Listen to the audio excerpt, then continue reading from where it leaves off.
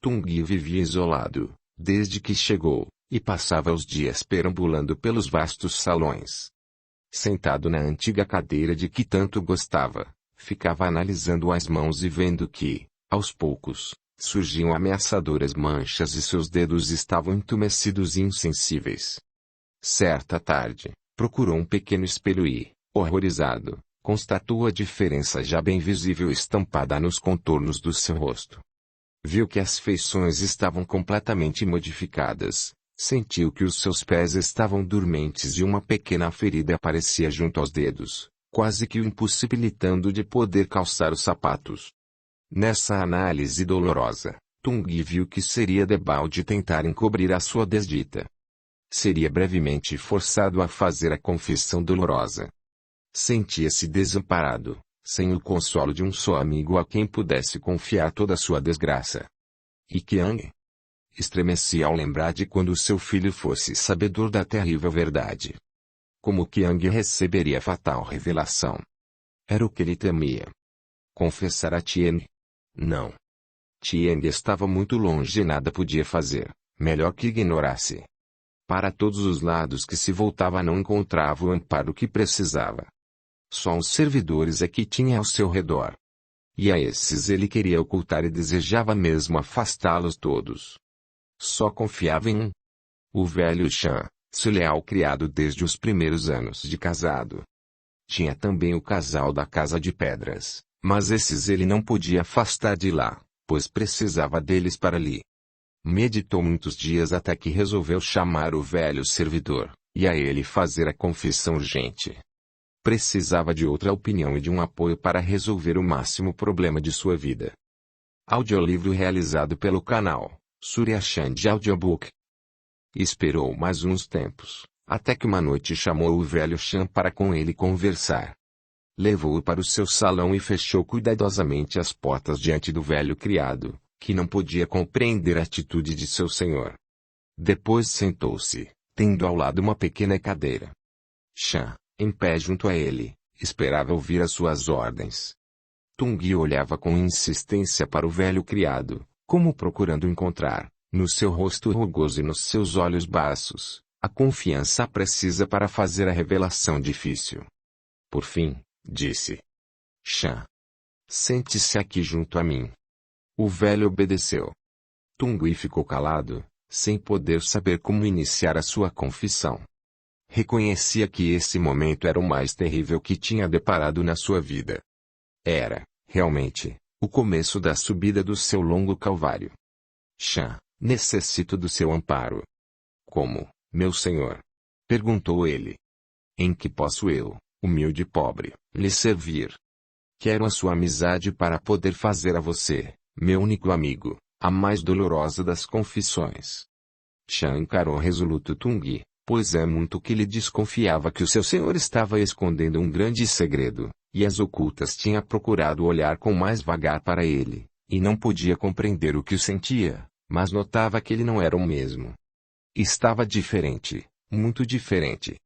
E quando Tung o chamou e o fez sentar-se perto dele, foi então que Shan, horrorizado, notou que seu senhor estava com as feições de um. Não. Não podia ser, pensou trêmulo o criado.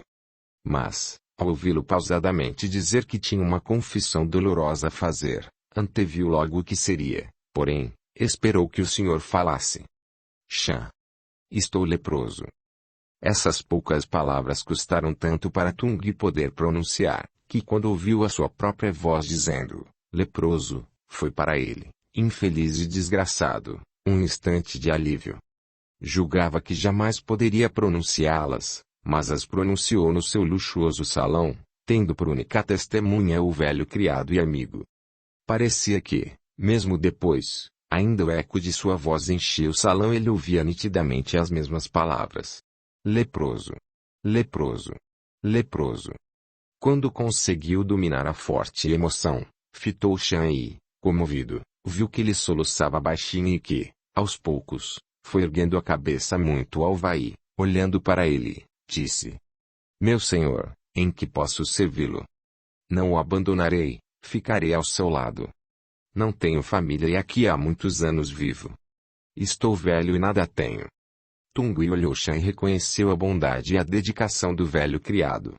Agradeço-lhe, meu bom amigo, e se o procurei para fazer esta confissão, é porque, tinha certeza, encontraria em você o amparo de que necessito. Quero dispensar os criados e ficar só com você, mas como poderei fazer? Chan pensou um pouco para depois aconselhar.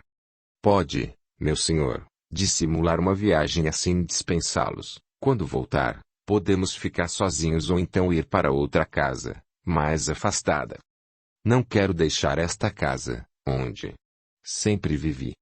Foi quando Chan lhe fez outra pergunta. E quando seu filho voltar? Tungui não respondeu logo, e o criado não interrompeu. Depois de longo silêncio, ele disse: Chan, não posso saber como meu filho irá encarar o meu estado de saúde, porém, espero que ele saiba compreender bondosamente, e que tenha por mim muito afeto e profunda piedade. Não o perturbarei jamais, e ele pode livremente viver bem, afastado daqui, até que eu desapareça. Nesta casa, espero viver os meus últimos anos. Será o meu derradeiro reduto. O velho Chan percorreu com o olhar o salão repleto de raros e preciosos ornamentos, de ricas e custosas telas, de antigos móveis e depois pousou o olhar no seu senhor, sentado na cadeira antiga, com a cabeça grisalha e as feições alteradas. Veio então ao humilde e inculto criado uma grande compaixão pelo seu rico senhor, e, mais uma vez, querendo testemunhar todo o seu apoio e amizade, tornou a refletir. Meu senhor, fico certo de que eu não o abandonarei nunca. Quando Chan deixou o salão, Tungui continuou sentado e voltou a pensar nas palavras do criado. E quando seu filho voltar? Ele não queria ainda pensar na atitude que o Qiang poderia tomar, porém, lembrou-se de quando ele, ainda muito criança, foi decisivo na sua resolução contra a própria mãe que o adorava. Recordou o rostinho transtornado dele quando ouvia a palavra leprosa. E quando ele viesse a saber que o seu pai era também um leproso, já estaria um homem na plenitude de seu desenvolvimento e assim, talvez, pudesse melhor agir, e tomar uma resolução mais humana e mais afetiva. Entretanto, Tungui pouco confiava no filho, pois sabia que ele era egoísta, violento e ambicioso. E, no turbilhão confuso dos seus pensamentos, ele não podia deixar de se lembrar de Li, agora tão perto. Uma vontade imensa apoderou-se dele, um desejo ardente de poder revê-la ou ter notícias exatas de como ela passava. Uma grande curiosidade de poder saber a marcha da moléstia, que primeiro a vitimou. Imaginava como Li devia estar transformada. Penalizava-se quando revia o seu rosto perfeito e belo, os olhos brilhantes, a tez pálida e o sorriso meigo, para depois pensar na destruição implacável causada pela terrível doença. Calculava toda a extensão do mal, vendo que ele em pouco tempo já estaria deformado e horrível. Pensava quanto ela devia ter sofrido, pois, sozinha, no oculto subterrâneo, na estreita pequenez do minúsculo aposento, sem ouvir sequer a voz amiga de uma só pessoa, pois conforme ordem sua, só a muda é que tinha permissão para, uma vez ao mês, descer até a sua prisão. Enquanto ele tinha os seus vastos e luxuosos salões, circundados das mais preciosas antiguidades, para o deleite dos seus olhos e para a divagação do seu espírito, ela nada possuía além da pequenina janela, que lhe proporcionava a ligeira visão de uma nesga do céu e um recorte minúsculo de uma volta do rio. Tungui pendia a cabeça e, no âmago profundo do seu coração, reconhecia que tanto ele, como Qiang, eram indignos do perdão de Li. E também era justo o que ele estava sofrendo. Só agora é que, depois de conhecer profundamente o sofrimento, deu o verdadeiro valor ao que lhe passava. Recordou que numa das suas viagens, quando teve oportunidade de passar uns dias na lendária cidade de Atenas, pôde sentir e estudar mais de perto a doutrina ali pregada, há muitos anos, por um dos maiores vultos da Grécia e que agora ele, fazendo um ligeiro retrospecto, via que realmente algo de sublime existia nos seus ensinamentos, quando perante os seus acérrimos inimigos vulgarizou destemerosamente a sua doutrina baseada na grande verdade de que o bem é o efeito essencial para o esclarecimento da inteligência e da própria ciência. Tung reconhecia que só com a prática do bem é que podemos ter uma consciência calma e uma diretriz perfeita nos nossos atos e julgamentos. Se ele concebesse realmente o valor da prática do bem, não teria enclausurado Li. Mas, naquela ocasião, ele não era bom, nem pensava na prática do bem, que nos aproxime e nos dá de Deus um ideal sublime. Nas suas longas horas de meditação, Tung procurava recordar tudo quanto tinha estudado nas doutrinas e nas várias religiões, assim como nas bases da filosofia, numa ânsia incontida de encontrar em qualquer uma delas um lenitivo para o seu sofrimento e uma explicação para o mesmo. Tinha momentos de verdadeiro desespero e queria encontrar apoio seguro para poder, estoicamente, como fez Sócrates, o ilustre filósofo que ele tanto admirava, levar o seu corpo de veneno aos lábios e morrer corajosamente. Mas ele não tinha ainda essa fé arraigada e forte, que o fizesse capaz de um gesto desses. Ele ainda procurava e tentava encontrar essa convicção que o faria agora um herói forte e audaz.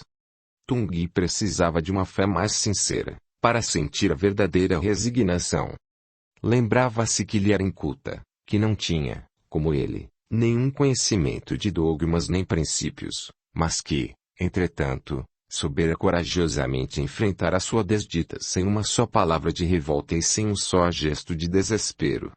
Ela fora muito mais atingida do que ele, que até aquele instante não tinha recebido uma só demonstração de hostilidade e repulsa. Pelo contrário, ao primeiro que confessou, o seu velho criado, encontrou nele o amigo leal, o companheiro fiel, que a tudo prometeu renunciar para ficar ao seu lado. E Li? Ninguém teve para ampará-la quando ele e Qiang a repudiaram. Mas ela os fitou como um desafio, tendo somente para guiá-la a luz viva da sua fé. Essa fé magnífica de Li, que ele desejava possuir e não possuía, mesmo tentando sofregamente encontrá-la nas doutrinas pregadas pelos pensadores e filósofos que já passaram pelo mundo. A todos, ele, Tung, tinha recorrido em busca desse facho luminoso que sabia existir, mas não podia saber onde. Nos seus preciosos livros, percorrendo com ansiedade as suas páginas, ele passava os dias e até altas horas da noite em demorado estudo, mas debalde, não encontrava nada que pudesse explicar e suavizar sua desdita. Foi um claro despertar de uma linda manhã, cheia de luz e sol, quando a natureza soberba se engrinaldava das mais belas flores, no desabrochar da primavera, quando tudo sorria inundando do mais vivo entusiasmo, desde a passarada feliz e livre cantando nas árvores floridas até as sutis e leves borboletas, ébrias de luz e perfumes, pousando inebriadas nas corolas entreabertas, sugando néctar precioso para depois, tontas, em voos rápidos, ganharem amplidão infinita. Tung, sentado junto à janela, olhava extasiado toda essa grandiosa beleza, e erguendo depois os olhos cansados, procurava o céu. Foi quando, inesperadamente, o seu pensamento pousou no vulto até então esquecido dele. Jesus. E mais uma vez recordou as suas viagens e lembrou-se quando, com um grupo alegre de companheiros, visitou Jerusalém, percorrendo os lugares santos, indo até a poética cidade de Belém. Reviu então Jesus. Lembrou-se que, quando forte e sadio, subiu alguns degraus do Monte Calvário, onde foi crucificado Jesus, o meigo Messias anunciado pelos profetas. Como foi dolorosa a sua vida, quanto sofreu suportando os mais atrozes sofrimentos com uma admirável e santa resignação. Tung, desde aquele momento, não pôde mais esquecer a visão de Jesus.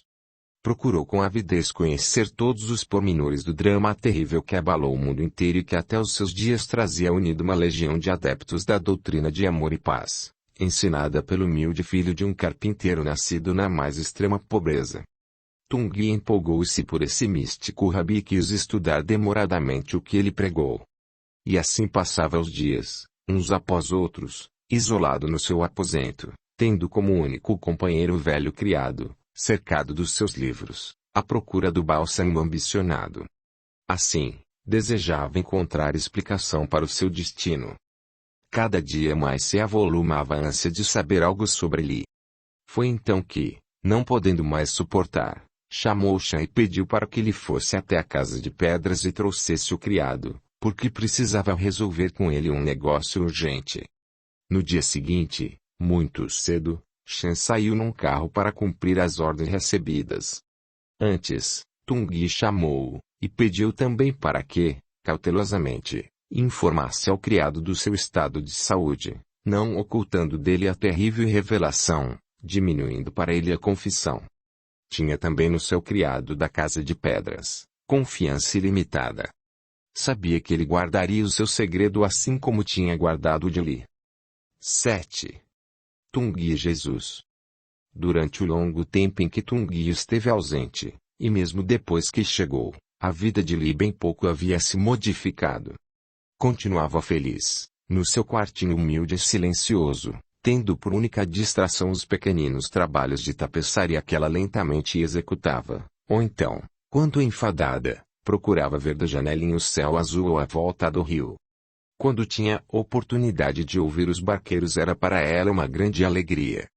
Gostava também de ver o verde das árvores e sorria contente quando via desabrochar as flores, principalmente da árvore que ficava junto à janela e cujos ramos, mais atrevidos, invadiam as grades e pendiam para o quartinho.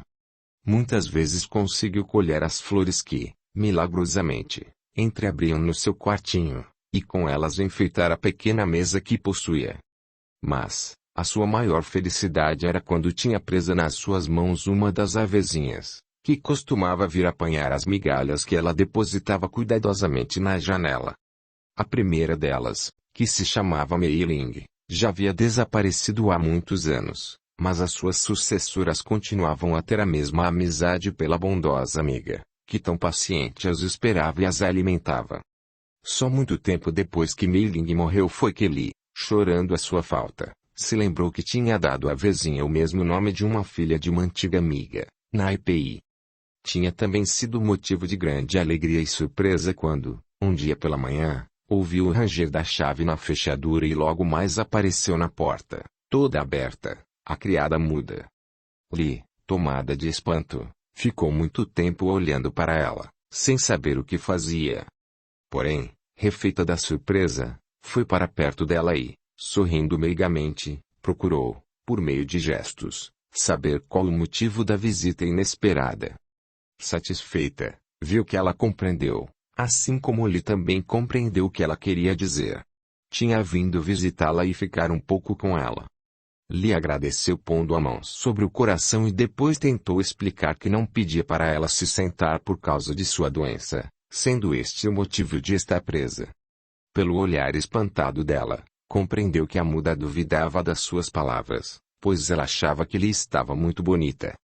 Com dificuldade, Li perguntou quem autorizara visitar-lhe a muda. Imediatamente, respondeu com precisão que foi o senhor, mostrando o caminho para a cidade. Com o decorrer do tempo e pelas assíduas visitas da muda, foi fácil Li entender tudo quanto ela queria dizer e, desde então, ansiosa, esperava as suas visitas. A muda demonstrou que não tinha medo da moléstia, tomando ela mesma o pequenino banco e sentando-se calmamente, para depois mostrar a Li o leito e pedir a ela que também se sentasse. Ficaram grandes amigas e Li, para ter certeza de que ela a compreendia, certa vez pediu que lhe trouxesse, na próxima visita, um trabalho de tapeçaria, pois nada mais tinha para fazer, mostrando o que precisava de muitas linhas de cores variadas, principalmente verde e, para espanto seu, ela trouxe tudo exatamente como ela pedira. Não restou mais dúvida e, desde então, contou com a dedicação daquela criatura singular e bondosa. Nunca porém viu o criado e, perguntando a ela, teve a resposta. Que o senhor não permitia que ele a visitasse. Li então nunca mais perguntou pelo criado, contentando-se com a visita e a amizade da muda. Corria lentamente o tempo e na grande casa de pedras tudo continuava normalmente como Tung deixara organizado. Foi, pois, motivo de grande surpresa quando avistaram ao longe o carro que veloz se aproximava do grande portão. Tanto o criado como a muda correram pensando ser o senhor que voltava. Mas, ao depararem com Chan, maior ainda foi o espanto dos dois. Receberam o emissário de Tungui com muita alegria e curiosidade, tendo o criado perguntado logo pelo senhor e quando tinha ele voltado. Chan respondeu tudo, dizendo em seguida que tinha uma ordem urgente de Tungui para ele. Shan sentou-se ao lado do criado e, conforme Tungui havia pedido, contou-lhe a desgraça que atingira o senhor, e como vivia isolado tendo somente ele por companheiro. O criado ouviu estarrecido a notícia terrível e pediu a Shan que lhe transmitisse que continuaria a servi-lo fielmente. Muito tempo ficaram os dois velhos criados conversando e penalizados com a desgraça que, tão rude, tinha atingido o senhor. Amedrontados, pensavam, quando Qian voltar, como iria receber a notícia de que seu pai estava atacado da doença terrível que ele tanto temia. Shan tinha verdadeira compaixão de Tungui, pois conhecia bem o jovem desde que nascera. Acompanhava o menino e via, contristado, quanto ele era orgulhoso e rebelde.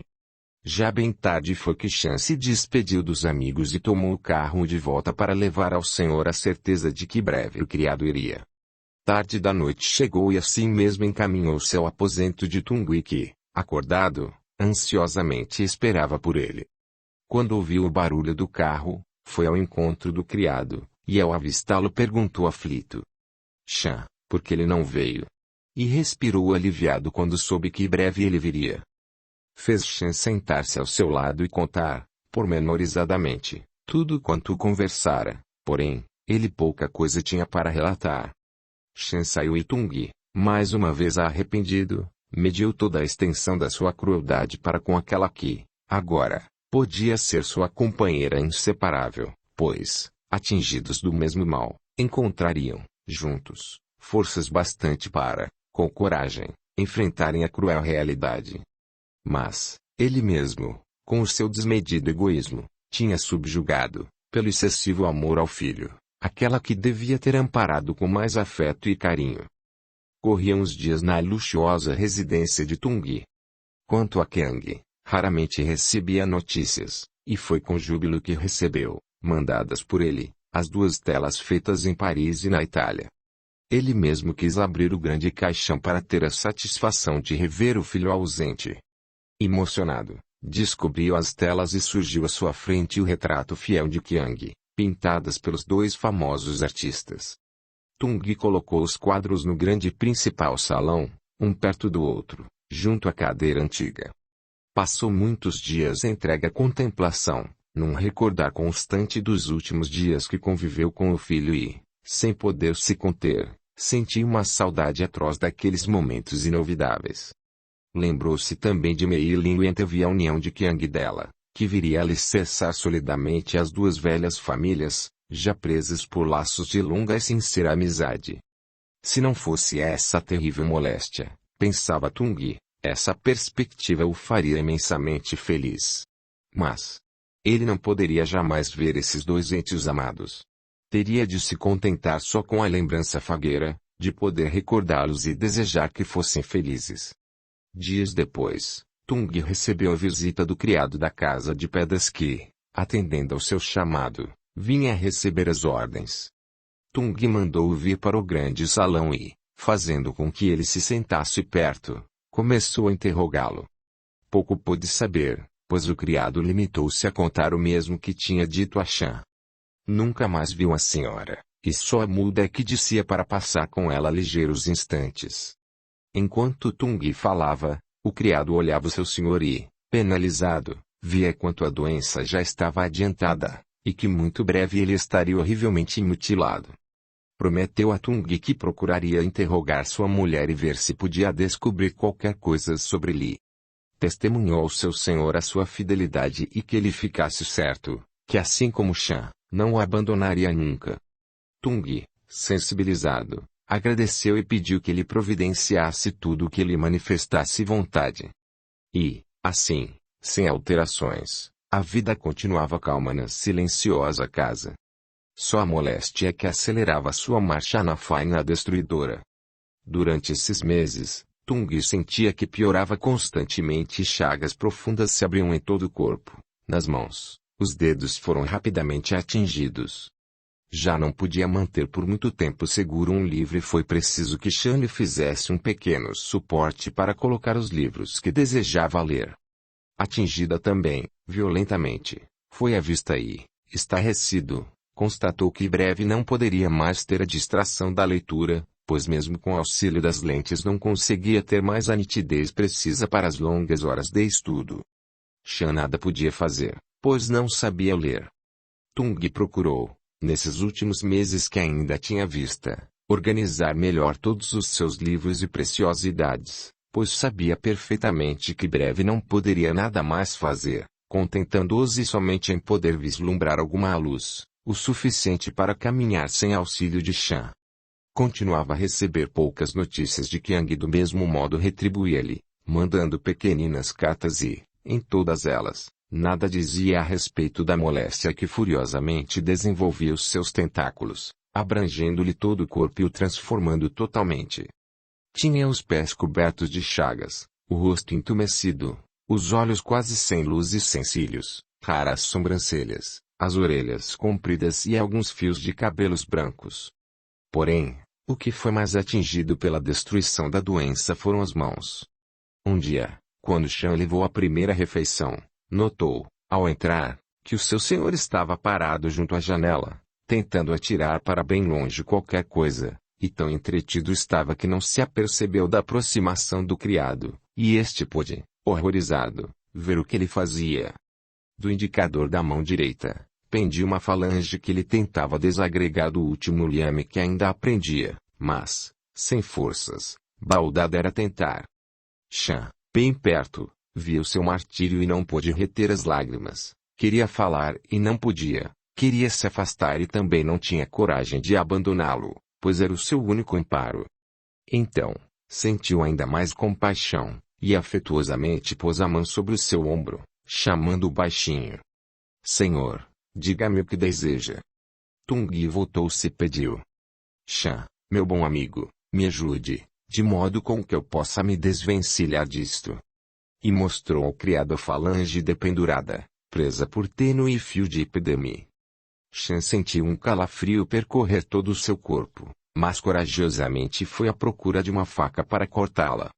Tung o chamou e, mostrando perto da janela um rico móvel, mandou que lhe abrisse uma das gavetas, ensinando-lhe o segredo, para depois retirar um cofrezinho, obra rara de arte, e de dentro trazer um minúsculo punhal, fino e cortante. O mesmo que, há anos, lhe fora o denunciador da verdade dolorosa, quando, caindo-lhe sobre o pé, não lhe causara a menor dor. Chan, com cuidado, tomou e, conforme ordem do senhor, cortou, de um só golpe, o primeiro pedaço do corpo de Tung. Ao cair a falange sobre o precioso tapete que cobria o salão, deixou gravada uma nódoa de sangue difícil de ser retirada. Tung ficou muito tempo olhando a pequena falange apodrecida caída junto aos seus pés, também cobertos de horríveis chagas. O mesmo fazia Chan, até que, vagarosamente, deixou o salão para voltar logo depois e retirar a minúscula falange, sendo observado pelo seu senhor que, ainda de pé, olhava fixamente o pedaço do seu próprio corpo. Quando Chan saiu, fechando a porta, Tung, exausto, sentou-se e viu surgir à sua frente a visão de Jesus, subindo o Calvário, levando o pesado madeiro. Sentiu alívio ao lembrar-se do meigo Rabi e, conformado com o exemplo edificante que ele deixou aos homens, sorriu como que enfrentando assintosamente o sofrimento, e pudesse, desse modo, receber mais tarde a recompensa prometida pelo Senhor, quando esclareceu que o seu reino não era deste mundo e que só os bons e resignados terão no reino de seu Pai a glória de repousarem felizes. Assim espero subir o meu Calvário e, talvez, possa mesmo receber galhardamente a recompensa prometida aos resignados e arrependidos. Pensou seriamente. Nesse momento teve vontade de escrever e procurou um pedaço de papel, com grande dificuldade, quase não enxergando mais, e com a mão direita mutilada ainda conseguiu deixar transbordar a sua grande dor, escrevendo lentamente este pequenino poema que dedicou ao seu filho Qiang. Sofrer. Pela última vez que escrevo, dedico ao meu filho Qiang esta recordação. Tung Fu. E sorri da vida um néctar precioso. Em taça de cristal toda dourada. E como um vagabundo preguiçoso. Nesta ilusão da vida, repousada. 2. Caminhei triunfante e bem feliz. Conheci mistérios do amor.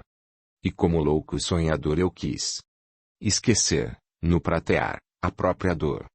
Certo dia parei e, meditando, triste e desiludido, procurei reconhecer da minha vida o erro, e andando em outras terras, disse-me que pequei. 4. Compenetrado, então, busquei o céu, na face do Senhor vi alegria. Do meu coração aflito se doeu, e de luz suavizou minha agonia. Tungi. Nesse momento pensou em Li, e rapidamente lembrou-se de quando ela cantava baixinho, e recordou-se de um dia em que eu vi-o cantando uma canção desconhecida, e, ao interrogá-la, soube que era dela a inspiração. Milagrosamente lembrou-se e, num esforço inaudito, escreveu também para Qiang. Felicidade é sonho. É quimera. Nas alegrias suaves do amor. Esperança que um dia nos espera. Já libertos dos assintes da dor. Li Fu. Quando escreveu o nome de Li, exausto, deixou cair o papel que foi cobrir a nódoa de sangue deixada pela falange quando se desprendeu do seu dedo. Assim, sempre pior, iam correndo para Tungi os dias. Chan, bem velhinho, mal podia zelar a grande casa apesar de Tungi, há muito tempo, ter isolado e fechado completamente uma ala, pois nela guardara as mais ricas peças do mobiliário, assim como várias coleções de porcelana miniaturas, toda a galeria de quadros, deixando somente os 2 retratos recentes de Qiang e a tapeçaria feita por Li. A rica coleção de livros fora, também, recentemente, transportada para um outro lado da casa. Limitava-se agora ao salão, o seu aposento e perto o quarto de Chan. Mandara que o criado levasse o móvel que pertencera sempre à sua família, retirando porém o pequenino punhal. Guardou com cuidado as joias num artístico cofre e nele escreveu: para Mei Ling Pei esta recordação de Tung Fu. Estava, portanto, tudo organizado e ele, com sublime resignação, esperava tranquilo o fim. Restava-lhe somente uma esperança. Era ainda poder ver Qiang, no anseio de encontrar no filho toda a dedicação e afeto que lhe era dado esperar. Queria também obter o perdão de Li, mas não podia mais escrever e não queria que ela visse o seu estado lastimável, bastava o quanto já vinha sofrendo com o seu infortúnio. Mas Qiang. Ele, num derradeiro lampejo de esperança, ainda aguardava o desejo de revê-lo, mesmo de longe. Muitas vezes pensou escrever contando tudo, mas lhe faltava, no momento, a coragem precisa e deixava então que o tempo passasse. Mandou diversas vezes Chan até a casa de pedras saber notícias de lá, assim como queria agora ver sempre o criado, pois era a única pessoa que sabia que ela vivia ainda isolada, na casa distante. Como fez com Li, dizendo que ela havia falecido longe, assim também fez constar que iria empreender uma longa viagem e que, talvez, não voltasse mais para Cantão. Dispensou os criados, fechou a grande casa e passou a viver oculto, só, com Chan. Os anos foram passando e aos poucos foram também esquecendo-se dele. Li, falecida há muitos anos, Qiang estudando no estrangeiro e ele viajando, deu ensejo a que os habitantes da cidade o esquecessem por completo. Julgavam que Chan era simplesmente zelador da rica residência e que estivesse à espera de que um dia Tung Fu se lembrasse da sua cidade e viesse revê-la. Assim, quase não olhavam para o velho criado, que se limitava a sair pouco. O criado da casa de pedras, quando vinha, procurava chegar sempre à noite para evitar comentários. O mesmo acontecia com Ali. Continuava a viver calmamente no subterrâneo, agora constantemente visitada pela muda, conforme a autorização de Tung. Quanto à moléstia, estava estacionada, poucos vestígios ela lhe imprimia, principalmente no rosto que continuava bonito e expressivo. Quem a visse não podia, de relance, julgá-la doente, só mesmo com um exame minucioso é que se podia ver algo de estranho, como ligeiras manchas nos braços, os dedos curvos e ressequidos. No lindo e lustroso cabelo negro, alguns fios brancos apareciam, dando ainda maior realce à beleza dos mesmos, e Li, num requinte de faceirice, nunca deixou de penteá-los com cuidado e de enfeitá-lo com flores, agora trazidas com capricho pela dedicada amiga. Trazia o quartinho escrupulosamente asseado, e na rústica mesinha tinha sempre um vaso com flores. Quando a árvore vizinha da janela se cobria de flores, ela subia no banquinho e com paciência entrelaçava os ramos pesados e floridos na grade da janela, de modo que ficasse como uma cortina alegrando e perfumando o aposento. Pela manhã, então, era encantadora a janelinha florida e as avezinhas, de cabecinhas baixas, comendo as migalhas gostosas, para depois, todas juntas, nos ramos verdes, entoarem os maviosos gorjeios que deleitavam a alma romântica e sonhadora de Lee. Nas paredes velhas pendiam os trabalhos perfeitos que ela vinha executando com vagar durante os longos anos de cativeiro. Sentada, ficava olhando as suas tapeçarias sem molduras, apenas esticadas na velha parede encardida pelo tempo, fazendo entretanto que elas sobressaíssem muito devido às tonalidades claras e vivas das mesmas. Para Lee era motivo de imensa alegria quando a muda ficava parada em frente aos trabalhos e, depois, sorrindo e com gestos expressivos dizia que eram lindos. E vinha tomar as mãos de Lee, acariciando-as demoradamente. Não satisfeita de vir agora diariamente passar horas com a sua querida amiga, passou também a vir nas noites de luar. Juntas ficavam em pé no banquinho perto da janela mirando a lua prateada e muito redonda, solta na amplidão do infinito. Na volta do rio, que também se descortinava, viam os reflexos da lua nas águas que, tranquilas, deslizavam. Numa dessas maravilhosas noites, quando elevadas contemplavam um espetáculo magnífico, Lee ouviu, muito ao longe, chegando quase indistinta até ela, a canção triste dos barqueiros. A muda nada ouvia, mas pelo gesto da senhora compreendeu que ela ouvia. Ficou imóvel e viu quando os barqueiros passaram. Lee desceu do banquinho, indo assentar-se no leito, chorando baixinho. Ela aproximou-se e, ansiosa, queria saber o que a tinha magoado tanto, fazendo-a chorar.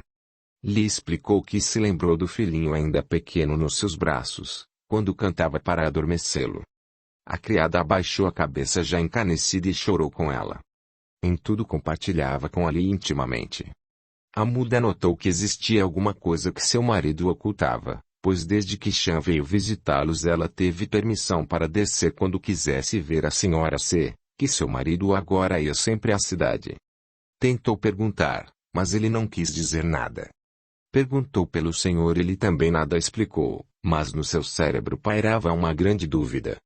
Quando foi ver Lee, disse que o marido não estava, que tinha ido à casa do senhor e com gestos mostrava o caminho, e com os dedos tentava explicar que ele ia muitas vezes. Apreensiva ficou Lee, pois há muitos anos que estava prisioneira e só uma ocasião viu Tung, quando este veio despedir-se e participar que ia levar Qiang ao estrangeiro para estudar. Nada mais soube e agora a muda lhe fazia reviver a curiosidade de saber se ele tinha voltado. Nessa noite não pôde conciliar o sono, passando todas as horas acordada, com o pensamento fixo no filho e no esposo.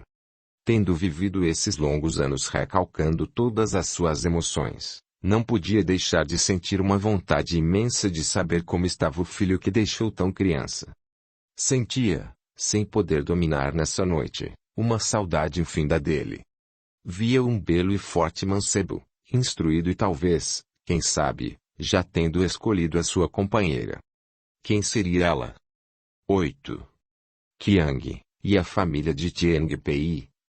Durante esses anos em que Qiang estudou em Paris, desfrutou de uma liberdade absoluta, possuindo tudo quanto desejava, frequentando a mais distinta sociedade, dado o seu nome ilustre e a fama de possuidor de grande fortuna. Logo que Tung o deixou, procurou os amigos e, em companhia deles, iniciou a sua vida mundana. Com verdadeira sofreguidão quis conhecer tudo, desde os meios mais selecionados até a baixa vida dos bas-fontes. Estudava bastante, queria ser instruído e no instituto era considerado um dos melhores alunos. Tinha pelos idiomas verdadeiro anseio de conhecê-los profundamente, com rara facilidade e os aprendia. Assim é que, em poucos meses, já falava corretamente o francês, tendo iniciado, com um professor conhecedor de inúmeros idiomas, o italiano, que ele achava necessário iniciar logo, pois pretendia voltar breve à Itália para percorrê-la demoradamente. Passava todo o dia entregue aos estudos, mas à noite reservava para os passeios e conquistas. Sendo um admirador apaixonado do belo, não podia deixar de se entusiasmar quando deparava com uma formosa dama, ou uma adolescente graciosa. Teve logo a oportunidade de manter intimidade com muitas mulheres belas, que conhecera, apresentadas pelos amigos nas reuniões elegantes, sem, todavia, esquecer Mei Ling, a sua predileta. Qiang, depois da partida do pai, continuou a frequentar assiduamente a casa de Tieng Pei, encontrando nos velhos e sinceros amigos de Tung todo o afeto e carinho. Na casa acolhedora de Nai, encontrou um lar bondoso para ele. Todas as vezes que ia visitá-los, era recebido com as mais carinhosas demonstrações de amizade pelos dois amigos, que o cumulavam de atenções, procurando, deste modo, substituir Tung, pois este, antes de deixar Paris, procurou Tieng para, confidencialmente, entregar o filho, certo de que ele tudo faria para protegê-lo. Deu também ao amigo ampla liberdade de proporcionar ao filho tudo quanto ele pedisse, abrindo para Qiang um crédito ilimitado. Tieng agradeceu a confiança que ele lhe testemunhava ao entregar o seu único filho e prometeu que, sem que ele notasse, vigiaria constantemente os seus passos, assim como teria o máximo cuidado de sondar suas amizades, e, quando necessário, o chamaria para aconselhar, como se fosse seu próprio filho. Tung, emocionado, olhou o velho amigo e, quase num momento de fraqueza, teve vontade de confessar-lhe todo o drama de sua vida, porém, num ligeiro instante de reflexão, ainda teve o controle preciso para reprimir o impulso forte que teve de contar a Tieng tudo quanto tinha praticado e tudo quanto sofria. Depois pediu a Tieng para chamar a esposa e a ela fez também o mesmo pedido. Nai, mais positiva que o marido, foi logo se expressando com franqueza e sinceridade. Tung, você deve lembrar claramente quanto fui amiga de Li. Vi Qiang nascer e acompanhei-lhe em todos os momentos alegres ou difíceis, até o dia em que deixei Cantão para não vê-la nunca mais. Não posso deixar de sentir um certo ressentimento por não ter você me avisado de sua morte. Enfim, tudo já passou e estou conformada, passando a ter por Qiang, agora, um afeto maternal. Pode voltar tranquilo, que ele terá no meu lar, aqui em Paris, a continuação do seu encantão. Procurarei ser para ele a sua segunda mãe.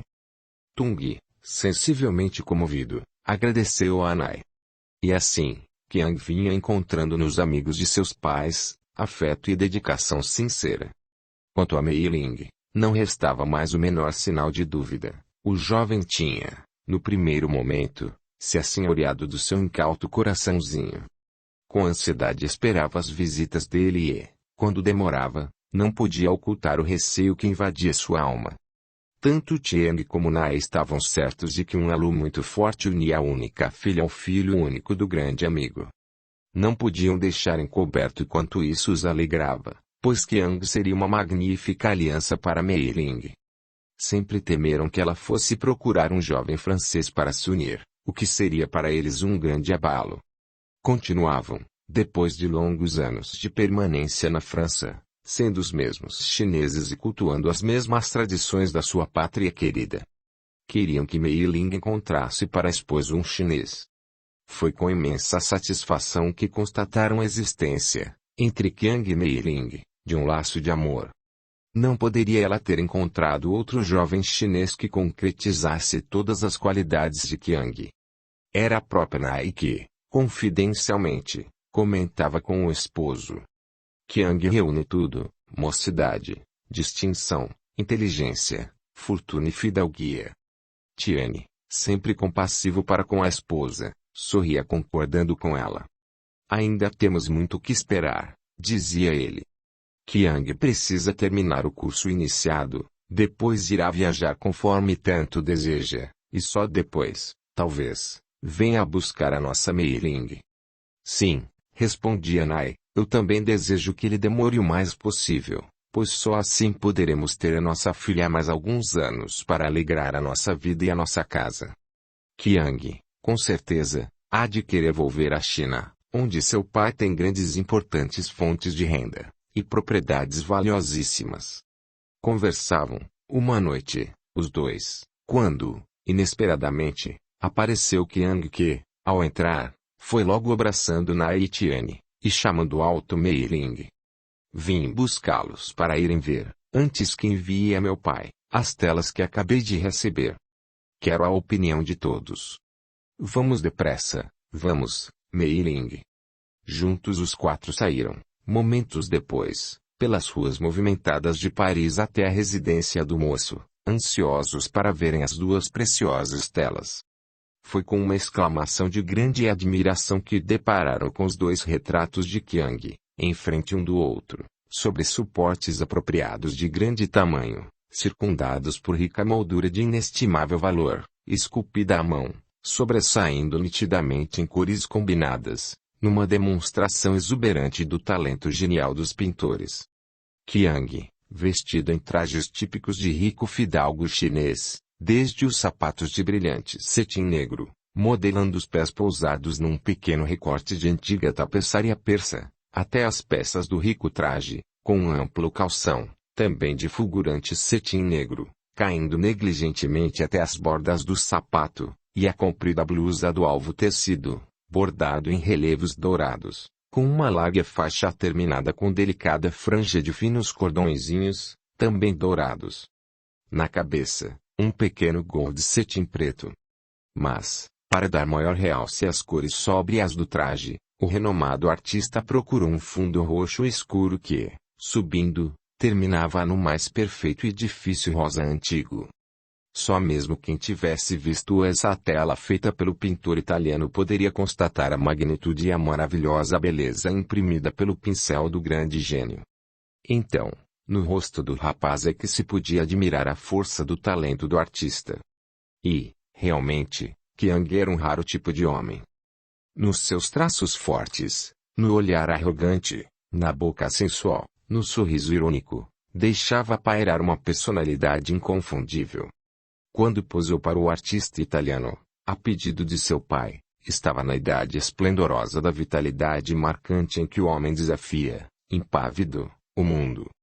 Sedento de emoções, sentindo no sangue o calor crepitante da vida que, em borbotões, qual corrente de caudaloso rio, se desprende violentamente no abismo escuro, mas na queda deixa refulgir, num instante rápido, a brancura espumosa das suas águas.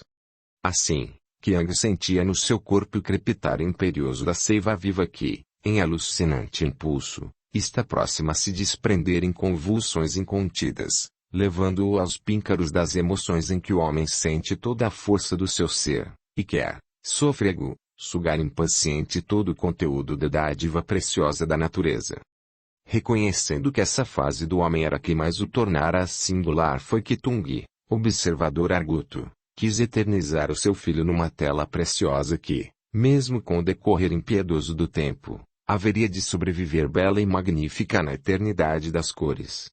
E quando o seu único filho, já no ocaso da vida, na última fase em que o homem vê contristado a ruína dos seus anseios e os escombros dos seus castelos, terá então, para a alegria de sua recordação do passado longínquo, a satisfação de poder rever na oferta dessas telas o que lhe foi.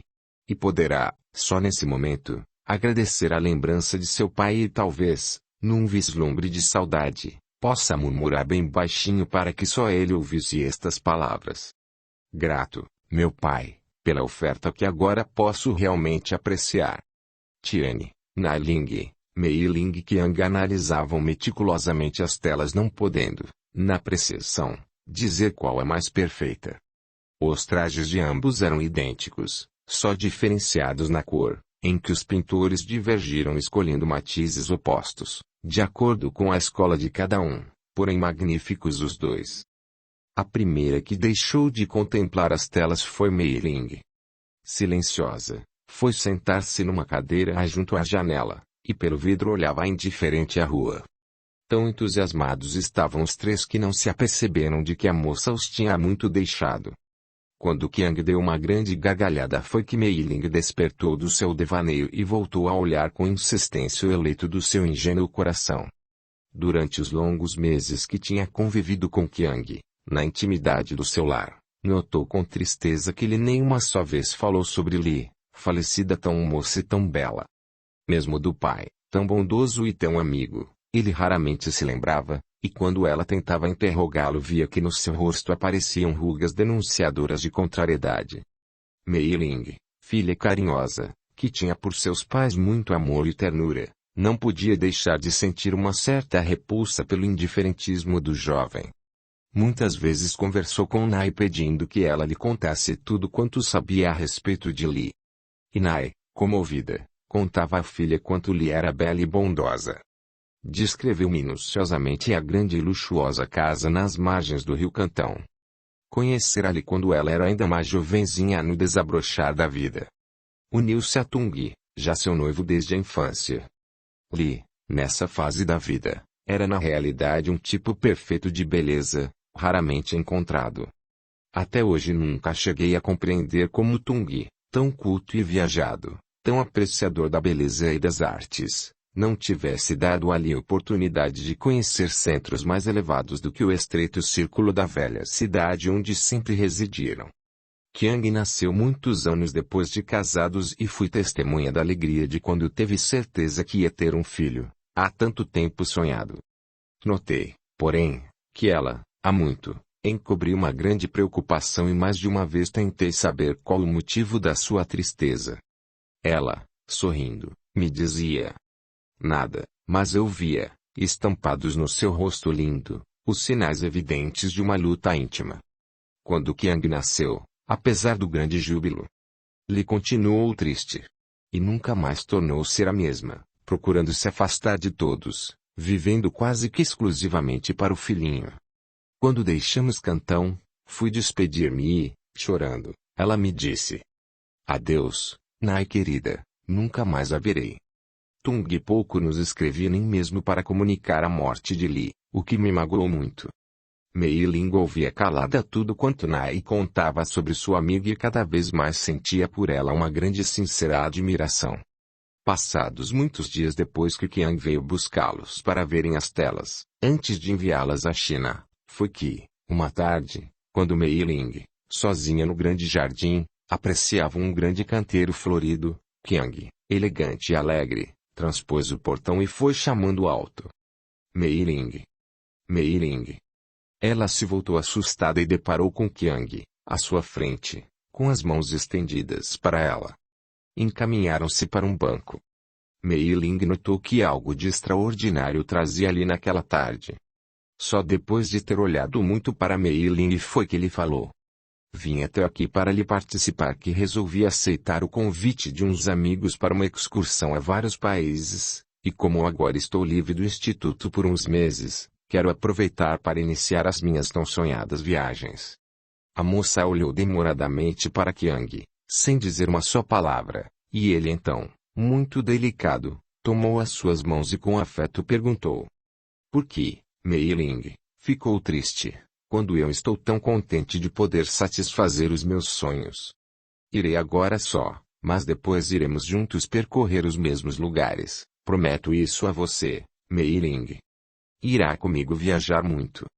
Ela tornou a olhar para Qiang com um sorriso delicado e agradeceu dizendo: só um lugar desejo conhecer. Cantão. Por que deseja tanto conhecer uma cidade tão antiga e feia? Sim, pode ser feia, mas é a minha terra natal, quero e hei de conhecer essa cidade que adoro. Qiang se transformou, no seu rosto de traços fortes surgiram as rugas denunciadoras de contrariedade. Mas, fitando o lindo semblante da jovem, tudo esqueceu, e, tomando outra vez as suas mãos finas e com dedos longos, delicadamente prometeu que a levaria para conhecer Cantão. Continuaram conversando, alegres. A tarde, maravilhosamente bela, aos poucos foi se esmaecendo no horizonte rubro, e o sol pausadamente desapareceu, deixando atrás um rastilho de luz forte que lentamente foi sumindo. Foi quando Qiang, olhando a noite que surgia, disse: Mei Ling, e tarde, e quero participar a Nai e a Qiang a minha próxima viagem. Levantaram-se de mãos dadas e se encaminharam para a casa. Entraram devagar para surpreenderem Nai e Qiang sentados juntos à janela aberta, contemplando também o pôr maravilhoso do sol. Voltaram-se ligeiros quando ouviram a voz de Qiang e alegres viram os dois jovens, de mãos dadas, parados em frente deles. Não podiam deixar de reconhecer que Mei Ling e Qiang formavam um belíssimo par e anteviam, breve, o enlace feliz. Qiang abraçou Nai e, contente, participou sua próxima viagem em companhia de alguns amigos. Mei Ling, triste, ao lado, olhou Qiang, radiante de felicidade, por satisfazer mais esse capricho seu. Qiang convidou para sentar-se ao seu lado e bondosamente perguntou: já participou ao seu pai essa viagem? Qiang olhou rápido para Tian, não encobrindo a contrariedade que esta pergunta lhe causou. Não respondeu. Acho mesmo que é desnecessário pedir autorização para fazer o que desejo. Sim, disse Tian, mas é justo e devia ter ao menos avisado que vai partir para uma longa viagem. Depois mandarei dizer, respondeu desdenhosamente. Nai e Mei Ling, sentadas perto, assistiram ao incidente havido entre Tian e Qiang, mas nada disseram para evitarem novas contrariedades. Foi Tian que, passados alguns instantes, disse: Qiang, surpreendeu-me o silêncio de Tung. Penso que algo de anormal está se passando com ele. Notei quando, há tempos, veio deixá-lo, que ele ocultava uma grande contrariedade, e depois que partiu tentei diversas vezes, por meio de cartas, fazê-lo dizer por que não vinha passar alguns meses aqui. Não compreendia como sozinho, podia viver centímetros cantão, naquela casa tão grande e tão cheia de recordações dolorosas. Porém, ele não respondeu às minhas cartas. Tenho pensado sempre nele e me preocupa muito. Por que não tenta fazer com que ele venha para junto de nós? Tung já está envelhecido e, depois que perdeu Li e que você veio estudar longe, não devia ficar sozinho. Tem sólida fortuna e um único filho. Qiang, de rosto contraído, ouviu Tian. Depois disse, com voz áspera, denotando que estava seriamente aborrecido: Tian, meu pai sabe o que faz e o que deseja, por isso não insisto para que ele deixe Cantão e venha residir aqui. Tenho certeza de que ele se sente satisfeito na sua velha cidade e na sua casa grande, nas margens do rio que ele adora. Quando sentir vontade de vir, sim, eu o receberei com alegria, mas pedir, não farei isso. E levantou-se bruscamente, despedindo-se e saindo em companhia de Mei Ling. A tarde findava lentamente, o céu muito escuro encobria toda a cidade. Nessa hora, em que todos voltavam apressados para os seus lares, era intenso o movimento. Os jovens, parados silenciosos junto ao grande portão, olhavam os transeuntes. Via-se no rosto de Qiang que ele estava irritado, e no semblante meigo e puro de Mei Ling se descobriam os vestígios claros de uma grande tristeza. Seria porque seu amado ia ficar ausente por longos dias? Foi essa a pergunta aflita de Qiang, quando demorou a olhar no rosto de Mei Ling. Tomou as suas pequeninas e macias mãos, apertando-as fortemente entre as suas, e perguntou: diga-me, o que a preocupa? Mei Ling sorriu meigamente para ele e nos seus olhos belos e brilhantes havia uma sombra de preocupação, porém disse timidamente: nada. E Qiang sentiu que era inútil tentar fazer com que ela dissesse o que sentia. Muito tempo ainda ficaram conversando, até que ele se despediu, deixando Mei Ling junto ao portão. Imóvel, ficou até que o perdeu de vista, porém não saiu de onde estava.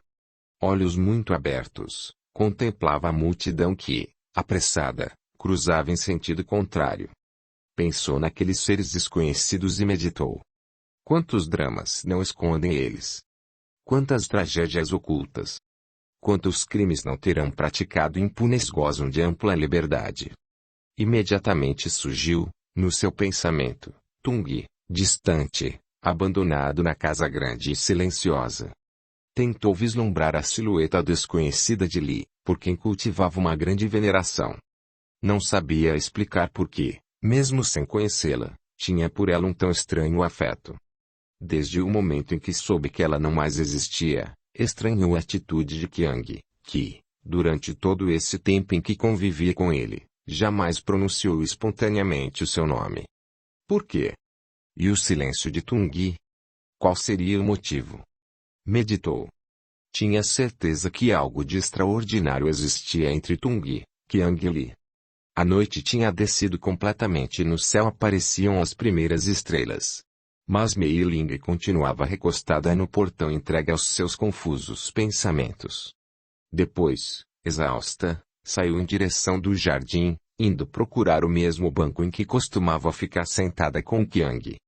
Era um comprido e antigo banco, encostado a uma velha e frondosa árvore, cuja copa verde dava uma sombra agradável, e nas noites claras e estreladas era poético esse lugar, pois os raios prateados da lua, infiltrando-se nos galhos, vinham refletir-se na areia branca. Mei Ling adorava esse recanto, quer nas manhãs frescas ou nas noites enluaradas. Quando estava preocupada ou triste, vinha correndo sentar-se no velho banco debaixo da árvore amiga.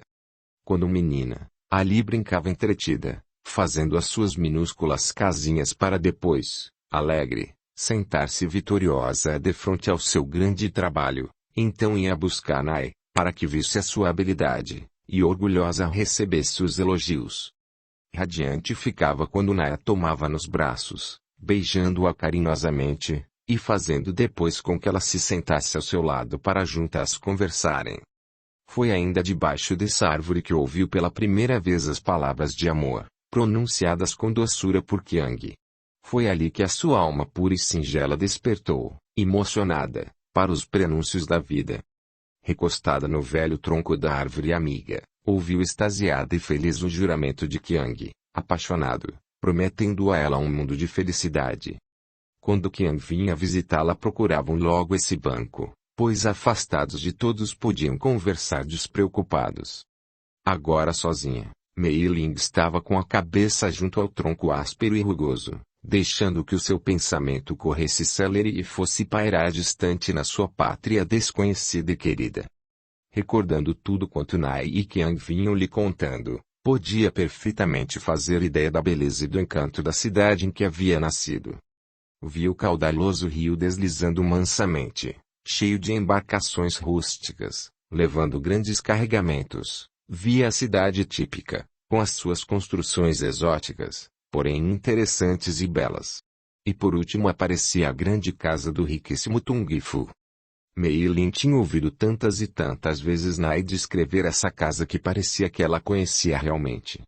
Via o luxuoso salão repleto de raridades preciosas, colecionadas com capricho por Tung. Via o vulto gracioso de Li, percorrendo o salão para depois sentar-se com um lindo menino ao lado. Nai lhe contou que Li tinha uma voz maviosa e cantava delicadas canções, embalando Qiang pequenino. Tão despreocupada estava que não viu quando Nai desceu para o jardim e sentou-se ao seu lado. Mei Ling estava de olhos fechados e sua mãe não a despertou. Quando abriu os olhos e encontrou Nai, sorriu delicada, e abraçando-a começou a soluçar. Nai, surpresa e aflita, insistia em saber o que estava acontecendo, mas Mei Ling não podia articular uma só palavra, soluçando convulsivamente. Foi preciso que Nai tomasse as suas mãos frias e as colocasse junto ao seu coração, perguntando outra vez o que a fazia sofrer. Mei Ling olhou para o rosto de sua mãe, bem perto do seu e respondeu, finalmente. Não sei explicar por que, desde que conheci Qiang, venho sentindo essa estranha sensação. Saudade de minha pátria desconhecida. Uma recordação insistente de Li, que também não conheci. E quando Qiang está ao meu lado parece-me que ele tem um mistério qualquer que oculta. Já observei que quando insisto em falar em Li, ele se transforma imediatamente e no seu rosto aparecem rugas profundas, denunciadoras de uma ligeira cólera. Tenho certeza de que algo doloroso ele tem fechado no coração. Sinto também que ele é pouco amigo de Tung e não tem por seu velho pai as atenções que deveria ter. Desde que ele partiu para a China, nunca mais procurou manter uma correspondência amiga, suavizando assim um pouco a vida solitária de Tung. O silêncio de Tung me faz ainda mais apreensiva. Tudo isso Mei Ling lhe dizia apressadamente, não dando ensejo a que Nai a interrompesse uma só vez. Depois ficou silenciosa, de cabeça baixa, soluçando. Nai deixou que ela chorasse livremente. Só quando, passados alguns momentos, A jovem ergueu o lindo rosto, ainda úmido de lágrimas. Foi que Nai falou. Sinto a mesma sensação quando olho para Qiang. E Tung, quando aqui esteve, estava completamente mudado. Ele encobria uma grande melancolia. Quanto a Li, sempre estranhei o procedimento dele, ocultando-nos o seu prematuro falecimento. Mas tudo isso não é motivo para que você esteja constantemente preocupada. Se não lhe agrada a convivência de Qiang, nos é fácil afastar. Mei Ling imediatamente respondeu com voz alterada. Não. Não. Eu gosto muito dele e tenho esperança de poder, em sua companhia, conhecer a minha pátria querida, e então terem oportunidade de saber como Li morreu. Nai continuou olhando para a filha, sentada ao seu lado no rústico banco. A tarde estava finda e no céu muito escuro despontavam as primeiras estrelas. Uma agradável viração balouçava a frondosa árvore. E das múltiplas e variadas flores vinha um sutil perfume que inebriava todo o ambiente. Ao longe, destacava-se a grande casa iluminada. Sentadas bem juntas, de mãos entrelaçadas, estavam as duas olhando o belo jardim, quando divisaram numa janela o vulto de Tiane, procurando descobrir onde elas estavam. Vamos, minha filha, é tarde e seu pai nos espera. Levantaram-se e, ainda de mãos dadas, encaminharam-se devagar para a casa. Qiang, em companhia de alguns amigos, conforme tinha planejado, iniciou a longa viagem através de vários países. Eram todos ricos e alguns nobres, ansiosos de conhecer tudo e de tudo observar. Qiang era o mais jovem e o único chinês. Já falava corretamente o francês e era de uma distinção perfeita. Todos o admiravam muito, não só pela sua fama de fabulosamente rico, como ainda pelo realce de seu nome ilustre. Os amigos não se enfadavam em ouvi-lo, pois ele era realmente dotado de um raro poder de sedução. Iniciaram a viagem pela Itália, onde a percorreram toda, seduzidos pelas belezas magníficas daquelas terras privilegiadas. Quando a deixaram, traziam gravadas, nos seus corações, imorredoras recordações. Foram à velha Espanha no afã de conhecerem todas as lendas das suas encantadoras filhas, as mais belas mulheres do mundo. Qiang, dotado de ardente temperamento, ficou preso pela estonteante beleza daquelas jovens, de um moreno claro e de olhos negros, profundos e sonhadores. Teve diversas aventuras que, depois de afastados da Espanha, ainda eram comentadas pelos amigos. E tanto gostou que fez com que a viagem fosse alterada só para satisfazer o seu capricho, em desejar demorar mais alguns dias na cidade de Barcelona, onde ele deixou fama, pelas suas excêntricas conquistas e pelo prestígio da sua fortuna. Conseguiu tudo quanto almejou. Portugal. Lisboa. Porto. Coimbra. Sintra. Novamente Lisboa. Noitadas no Estoril. Noites de maravilhosa beleza nas praias sem par. Qiang passou dias alucinantes nesse recanto. E foi com verdadeira tristeza que deixou Portugal, reclamando dos amigos os poucos dias que foram destinados para gozarem de tantas surpresas agradáveis. Seguiram então numa ligeira visita à Inglaterra, pois dois dos companheiros eram ingleses e queria mostrar também o encanto da sua pátria. Qiang não gostou tanto da Inglaterra como tinha gostado dos outros países, pois dotado de temperamento ardente e impetuoso, sentia-se enervado com o clima nublado e frio de Londres, onde demoraram mais, porém não demonstrou para não molestar os amigos delicados e atenciosos. Esperava ter outro aspecto a velha capital inglesa. Os dias que passou em Londres foram dias completamente escuros, sem um só raio de sol para clarear. Os grandes monumentos, enegrecidos pela pátina do ânus, que dava aos mesmos um cunho de tristeza. Foi sem reclamações que seguiu para outra etapa da viagem. Estou ansioso por ir à Suíça, dizia Qiang. Tenho por esse país um culto de admiração, talvez motivado pelo entusiasmo que meu pai sempre demonstrou pela sua civilização ímpar e pela bondade característica dos seus filhos. Quero conhecer toda a beleza desse país. E foi com intensa satisfação que penetrou na decantada capital Berna. Ali demoraram poucos dias, seguindo numa rápida excursão pelos outros cantões. Foram dias cheios de alegria, pois, incorporados a outros excursionistas, percorreram todos os cantões e voltaram engolfados no mais puro contentamento, depois de terem tido a feliz oportunidade de ver os mais belos e empolgantes recantos do mundo, a paisagem verde dos Alpes, salpicada das mais delicadas e raras flores, deixava na alma dos excursionistas, gravada para sempre, a mais feliz e morredoura lembrança. Foram dias estonteantes para os jovens ávidos de prazer. Queriam gozar nesses dias de férias, tudo quanto lhes era permitido, dada a escassez de tempo que tinham para tão longa excursão. Tiveram de dividir os poucos dias de estadia nos vários países, o que muito contrariou Qiang, mas como tinha certeza de poder voltar quando quisesse, procurou se divertir o mais possível. Fez questão de ir, embora ligeiramente, conhecer a Áustria e a Hungria, países que ele tinha grande vontade de percorrer, seduzido pelo encanto das suas músicas, desde as valsas lânguidas e melodiosas, as puras sinfonias de Schubert, até as divinas rapsódias do genial Franz Liszt.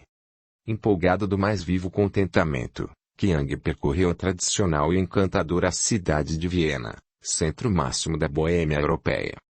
Foi em Budapeste que ele teve a mais forte e séria aventura de sua mocidade. Se não fosse tão arraigada a grande paixão que Mei Ling tinha despertado no seu coração, talvez ele tivesse ligado para sempre o seu destino a uma loura e alva jovem dos arredores de Budapeste. Com verdadeira saudade partiu, depois de uma luta titânica dos seus companheiros para conseguirem que ele continuasse a excursão. Queria ficar até que eles voltassem, para poder ter por mais alguns dias a companhia da sua bela e sedutora húngara, que o tinha feito prisioneiro dos seus encantos.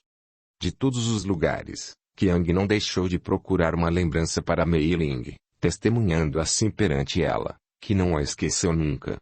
Porém, de Budapeste nada levou, pois ali ele quase olvidou a sua linda e meiga chinesinha. Rapidamente fizeram uma visita a Berlim, onde, desconhecendo por completo o idioma alemão, foi um tanto difícil para Qiang conhecer a majestosa capital. Teve nos últimos dias, porém, uma surpresa agradável, quando ao entrar numa casa de diversões deparou com um chinês numa roda de excursionistas e, ao ser apresentado, teve a aventura de poder conversar no seu próprio idioma, coisa que há muito não fazia, porque em Paris só conversava com Mei Ling e seus pais em francês. Era um chinês muito instruído da cidade de Xangai, que vinha à Europa a tratar de importante missão. Juntos saíram, sendo que o companheiro falava corretamente o alemão, permitindo assim que pudesse conhecer outros centros noturnos de requintada elegância. Os amigos quiseram voltar de Berlim, o que Qiang não concordou, pois queria, ainda, embora ligeiramente, visitar a Suécia, Dinamarca, Noruega, Bélgica e Holanda. Os últimos dias foram passados na pequenina e encantadora Holanda, onde se cultivam as mais belas flores, como a papoula, de que Qiang gostava muito. Fez questão de levar bobilhos para Mei Ling cultivar no seu jardim. Estava quase terminada a excursão, pois tinham poucos dias para o retorno e o começo das aulas no instituto, onde ele já cursava o último ano, podendo logo dar início a outros estudos que ele tanto queria. Foi em Haia, numa noite muito calma, quando, exausto de um dia todo cheio de passeios, que, ao entrar no seu luxuoso aposento para repousar, inesperadamente sentiu, sem saber explicar por quê, uma saudade pungente do seu velho pai, há muito quase que esquecido. Qiang, deitado, revia sua infância na vasta residência, às margens do rio. Sem poder conter o seu pensamento, pela primeira vez depois que se tornou realmente homem, lembrou-se de sua mãe Li e nesse retorno apareceu bem perto dele o gracioso vulto de sua pequenina e terna mãe. Lembrou-se dela perfeitamente, e numa visão nítida viu sentada na areia branca do rio, nas margens silenciosas, com um tenro raminho verde escrevendo devagar. Pôde até se lembrar da frase, pois tinha nessa época precisamente 10 anos, repetido com certa dificuldade. Dor. És o estilete que nos fere, que nos humilha, que nos tortura. Mas és também o caminho que nos eleva, altaneiros, aos paramos celestiais. Qiang repetia as palavras, umas após outras, como desejando arrancar do seu sentido exato a essência pura da alma privilegiada de sua desconhecida mãe. Sentou-se bruscamente no leito e, aflito, perguntou a si mesmo: teria ela morrido? Por que esse silêncio de meu pai? Não. Não é possível. Ele jamais a procurará. Tenho certeza. Ele tem horror dessa terrível moléstia, assim como eu tenho. Não quero mais pensar no passado distante. Não quero. 2 dias depois, Qiang partiu para a França, onde chegou exausto e ainda apreensivo com o prolongado silêncio de seu pai. Imediatamente foi rever Mei Ling, encontrando-a muito alegre e, como sempre, belíssima. Ela ficou surpresa ao ouvir, pela primeira vez, o jovem dizer que estava preocupado com a falta de notícias de Tung. Ela, então, amorosamente lhe tomou as mãos e, sensibilizada, lhe disse: precisamos, logo, providenciar a vinda de Tung para junto de nós. É impossível ele continuar sozinho e tão distante. Ele olhou agradecido para Mei Ling, que nessa radiosa manhã de primavera estava vestida singelamente com um simples vestido branco, com os cabelos negros e sedosos penteados com capricho, não tendo um só adorno além de algumas flores, negligentemente colhidas no momento e presas aos cabelos. Era, entretanto, impressionante a sua beleza. Tinha uma tez de um moreno claro e nessa ocasião, talvez motivada pela emoção da vinda inesperada de Qiang, o seu rosto estava coberto por um leve colorido, de tom rosado, como se fosse pintado pelo pincel de um grande pintor. Ele, mudo, na contemplação soberba, pensava consigo, que Mei Ling era, nessa manhã, um modelo perfeito para a tela de um mestre sedento de encontrar para a sua inspiração algo de grandioso e sublime. Tão corada ela estava que o moço lembrou-se da Suíça, onde, recentemente, tivera a oportunidade de ver as soberbas frutas cultivadas naquele rincão altamente beneficiado pela natureza. Mei Ling, nesse momento, tinha para ele o mesmo encanto das magníficas e coloridas maçãs, cujas tonalidades assemelhavam-se com o rosado natural do seu lindo rosto. Radiante com a transformação de Qiang, tinha um sorriso sedutor bailando na sua boca de contornos encantadores. Enfim, tudo nela era perfeito e de uma graça espontânea. E se o jovem a examinava ocultamente, ela fazia o mesmo. Assim, como ele a encontrava contente, transbordando de felicidade, que a tornava ainda mais sedutora, ela também via no rosto largo e expressivo de Qiang traços, até então, dela desconhecidos. Só ouvi quando ele disse que estava saudoso de Tung e ansioso por revê-lo. Mei Ling notou que haviam desaparecido milagrosamente as rugas que lhe davam, em certas ocasiões, um aspecto desagradável. Qiang, desde aquele momento, teve para a delicada Mei Ling um novo e sedutor encanto.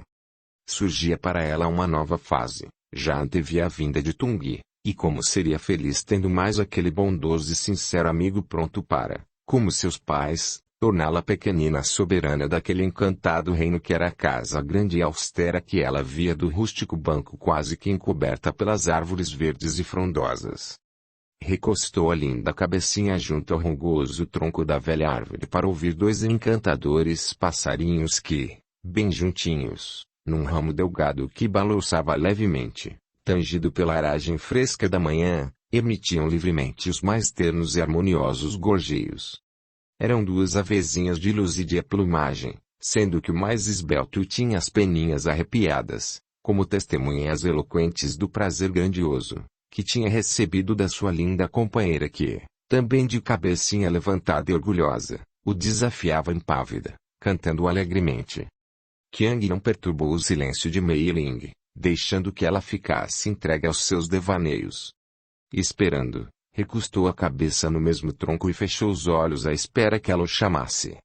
Sentiu quando a macia mãozinha pousou sobre a sua, estremeceu ao contato delicioso, abriu imediatamente os olhos e a viu com o rosto quase que encostado ao seu. Amorosamente apertou as mãozinhas que estavam sobre as suas, dizendo baixinho: adoro-a, Mei Ling. Ao mesmo tempo ouviram a voz de Nai que de longe os chamava. Levantaram-se com passos vagarosos e se encaminharam para atender o afetuoso chamado. Ao se aproximarem, viu Nai que sua filha estava alegre, pois no seu rostinho belo eram visíveis os vestígios de felicidade e de ventura. Juntos, foram à procura de Tiang que, folgadamente sentado perto da sua janela predileta, gozava também a fresca. Quando viu Nai junto da sua cadeira e, logo depois, se sentou enlaçado pelos braços da filha querida, notou que algo de extraordinário elas vinham lhe comunicar, foi então logo dizendo sem se levantar de onde estava. Qual o motivo de todo este agrado? Mei Ling sorriu contente e mostrou Qiang que estava oculto atrás de sua mãe. Tiane, tomado de surpresa, pois não o esperava, levantou-se e o abraçou fortemente, enquanto Mei Ling foi logo participando. Temos uma novidade para contar. E uma grande surpresa. Qiang resolveu convidar Tungui para vir morar definitivamente junto de nós. Tiang e Nai aproximaram-se de Qiang, sorrindo bondosamente, o abraçaram comovidos, o mesmo fazendo, mais uma vez, Mei Ling. Audiolivro realizado pelo canal Surya Chand Audiobook. 9. Calvário Redentor. Enquanto na França, Qiang, em companhia de Tiane, Nai e Mei Ling, resolvia convidar seu pai para vir residir definitivamente em Paris, junto deles, podendo assim lhe proporcionar uma vida mais tranquila, rodeado de todos que o estimavam. Na longínqua China, na grande casa à margem do rio Cantão, Tungui, sozinho, via se aproximar, assustadoramente, o seu trágico fim. Há muito que ele vinha vagarosamente subindo o longo calvário, sem ter um braço amigo em que pudesse se apoiar. Quase que todo mutilado, pois os dedos tinham sido muito atingidos, faltando diversas falanges. Os cabelos caíram todos, o mesmo acontecendo com as sobrancelhas e os cílios. O rosto congestionado e entumecido, as orelhas grandes e dependuradas, batendo sempre no rosto disforme. Os pés, verdadeiras chagas, embrulhados em panos amarelados e úmidos de pus, vindo das feridas abertas. Sentado sempre na antiga cadeira, junto à janela, era deveras impressionante o quadro, se fosse permitido ser visto.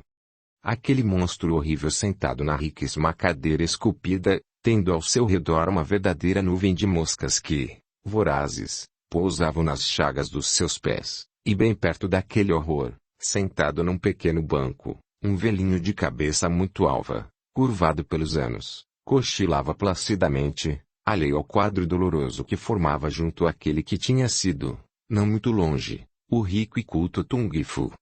Chan passava horas seguidas junto ao senhor e só o deixava quando tinha de ir providenciar os arranjos da casa, onde viviam ocultos de todos. Tungui era como uma sombra ou um fantasma que vagarosamente andava arrastando os pés pelos vastos aposentos, ou então pelo salão, tateando, pois estava quase completamente cego. Quando Chan, depois de terminado todo o trabalho, vinha para junto dele e sentava-se no pequenino banco, Tungui sentia-se feliz e, pondo a mão sobre o ombro do velho e leal criado, dizia: Chan, o que seria de mim se não tivesse a sua amizade e o seu amparo? Chan erguia a cabeça branca e fitava a Tungui com um olhar repassado do mais terno afeto e da mais sublime dedicação. Senhor, só tenho a lamentar que a saudosa senhora tivesse tão cedo desaparecido, pois tenho certeza de que se ela ainda fosse viva, estaria ao seu lado, e o acompanharia com todo o carinho.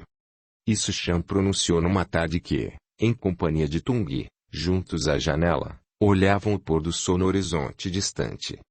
Tungui sentiu como se uma faísca elétrica o tivesse inopinadamente atingido, e com voz trêmula e triste, disse: Chan, tenho que lhe fazer mais uma dolorosa confissão.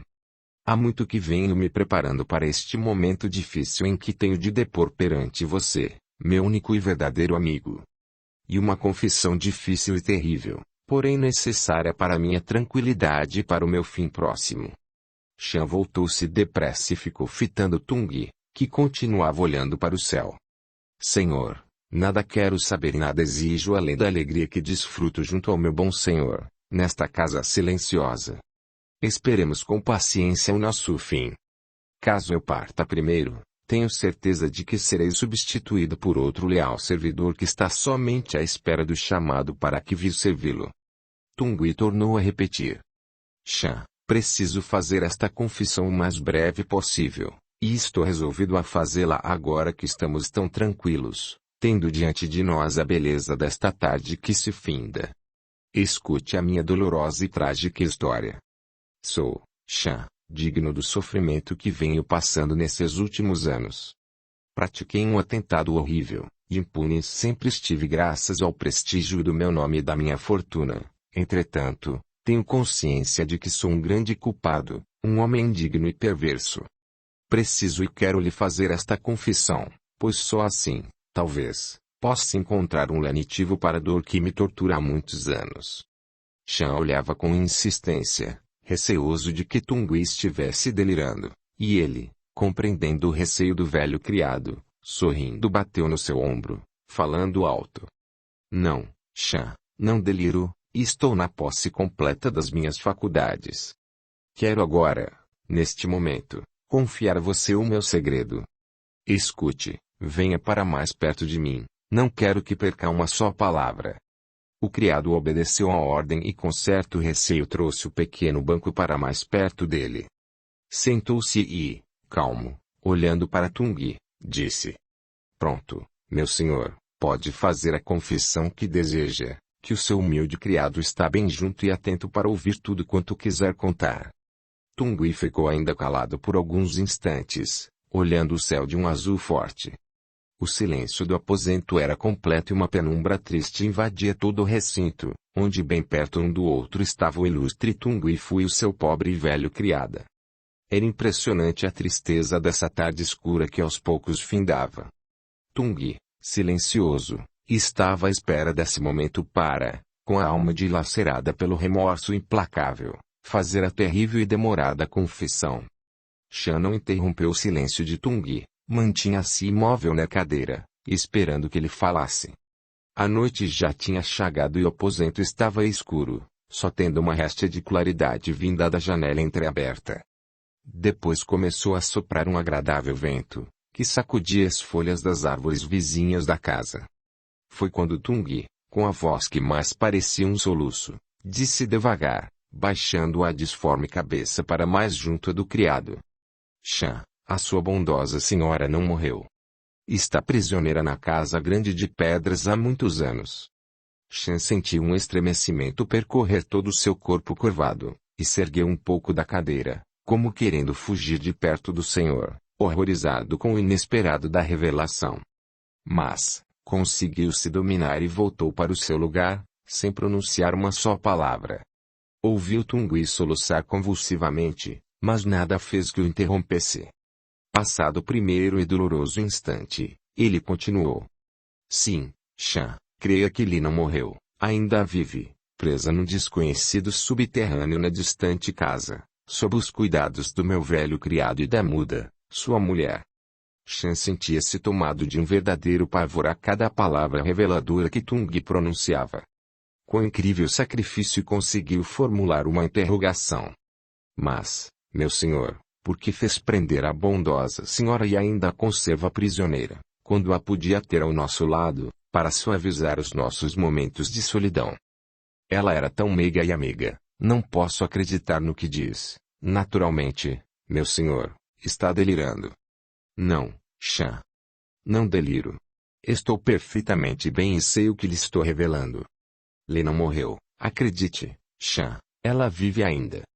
Mas, por que está prisioneira? Ouça. Há muitos anos, quando ainda meu filho tinha apenas 10 anos, casualmente vim a descobrir que Li estava leprosa. Foi, meu amigo, um momento de verdadeiro pavor, quando tive a certeza de que habitava no meu lar uma doente da terrível moléstia. Como sabe, eu tinha um culto de idolatria pelo meu único filho que me fazia esquecer todos os ditames de outro afeto e de outra amizade. Ele simbolizava, para mim, tudo. E foi por esse desmedido e alucinante amor que tinha por Qiang que, sem um só lampejo de piedade e de compaixão, brutalmente, de acordo com ele, levei-lhe, uma noite, para a casa de pedras e, com todos os requintes de crueldade, Atirei-a no lúgubre subterrâneo há muito tempo abandonado, proibindo os criados de vê-la, só permitindo que lhe fosse levado, por um pequeno orifício feito na porta, o necessário alimento. Tanto eu, como Qiang, não tivemos por ela uma só demonstração de afeto e de compaixão. Mas, uma força onipotente e justiceira abateu-se sobre mim, castigando-me cruelmente. Pois não encontrei no meu filho a compreensão e a dedicação que esperava. Tenho, meu bom Shan, recebido a recompensa do meu hediondo atentado, pois não muito tempo depois que a afastei do nosso convívio, constatei horrorizado que eu também estava atacado da mesma moléstia. Foram dias após dias de tortura, no afã de encontrar um meio de ocultar de Qiang a minha desgraça. Resolvi levá-lo incontinenti para o estrangeiro e lá o deixar. Não pode calcular, meu bondoso amigo, o que tem sido minha vida. Além da moléstia que destrói impiedosa o meu corpo, tenho a alma dilacerada pelo remorso que me tortura dia e noite. Quando sozinho aqui estou, vejo, sempre vagando perto, o fantasma de Li, ameaçador. Creia, Shan, que venho subindo vagarosamente o meu calvário, levando uma pesada cruz e só espero poder chegar com coragem ao fim. Já dei ordens para que a muda tivesse a permissão de visitar Li, assiduamente. Porém é tão pouco que lhe ofertei que não atenuou uma só partícula do meu sofrer. Shan ouvia estarrecido tudo a quando Tungui lhe confessava e dos seus olhos pequeninos e tristes afluíam lágrimas que caíam sobre suas trêmulas mãos. Queria falar, mas não podia, a voz morria na garganta ressequida. Como Tungui ficasse calado muito tempo, o criado com dificuldade conseguiu dizer: Senhor, ainda é tempo de fazer alguma coisa pela senhora. Poderei ir buscá-lo ocultamente, ou então nos transportarmos para a casa grande de pedras e, todos reunidos, vivermos tranquilamente. Não, Shan. Não quero que ele me veja neste estado. Daqui não sairei, já lhe disse que esta casa será meu último e definitivo reduto. Quero somente proporcionar ali, mais liberdade e mais conforto. Mas, senhor, permita ao seu velho criado uma simples pergunta. Seu filho já sabe da verdade? Sabe que meu senhor sofre da mesma moléstia que vitimou sua mãe. Tungui, num acesso de desespero, gritou alucinado. Não sabe. Não sabe. Não quero que ele saiba jamais. Shan curvou a branca cabeça e nada mais disse. E como Tungui também não pronunciasse uma só palavra, ele levantou-se e, sem fazer o menor barulho, saiu, deixando-o sozinho e no mais completo escuro. Tão impressionante fora para Tungui a revelação do seu segredo, que ficou como se todas as suas parcas forças o tivessem para sempre abandonado. O seu cérebro, até então de prodigiosa clareza, ficou paralisado, tornando-o um ser à margem da vida, sem orientação e sem energias. Tudo ao seu redor era confuso. Parecia um mísero farrapo humano, sem forças nem mesmo para se levantar da cadeira onde o criado o havia deixado. Mais tarde, refeito do grande abalo provocado pela confissão de Tungui, Shan resolveu voltar ao salão para ver como seu senhor estava passando. Com cuidado abriu a porta, e foi tomado de grande surpresa vendo-o ainda no mesmo lugar, com a cabeça curvada e os braços pendidos para fora. Comovido, aproximou-se, e então viu que ele estava acordado. Chamou baixinho para não assustar.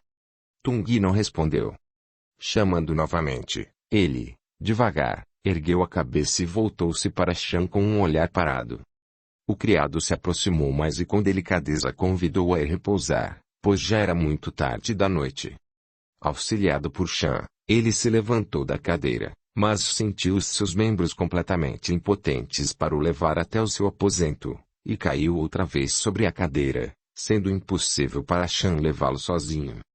Foi ligeiro à procura de um agasalho, voltando logo com uma espessa coberta com que envolveu Tungui, para ali passar o resto da fatídica noite.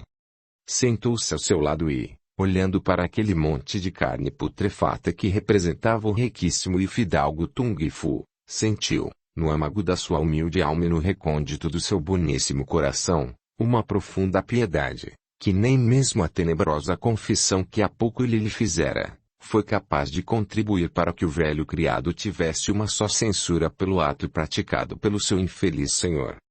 Sentado muito curvado na pequenina cadeira, Chan procurou um meio de poder resolver como poderia atenuar a solidão em que vivia imersa, há tantos anos, a sua bondosa e linda senhora. Pensou em deixar Tungui sozinho aquela noite e ir apressadamente à casa de pedras contar tudo ao seu amigo e, juntos, retirarem a senhora do mísero subterrâneo e a levarem para cima onde ela pudesse viver livremente. Mas Tungui não o havia autorizado e ele, fiel cumpridor dos seus deveres, achou que devia esperar primeiro as ordens do senhor. Lembrou-se que Qiang há muito não dava notícias.